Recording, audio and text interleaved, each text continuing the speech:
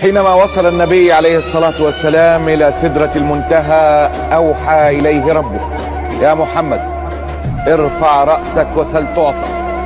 قال: يا رب إنك عذبت قوما بالخسف وقوما بالمسخ، فماذا أنت فاعل بأمتي؟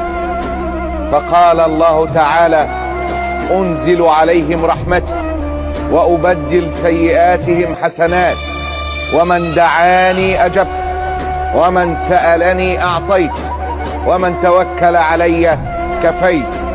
وأستر على العصاة منهم في الدنيا، وأشفعك فيهم في الآخرة.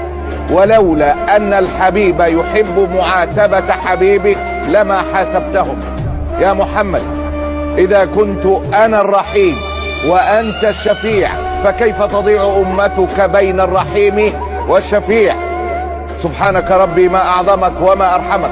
يقول إبليس لله عز وجل: وعزتك وجلالك لأغوينهم ما دامت أرواحهم في أجسادهم.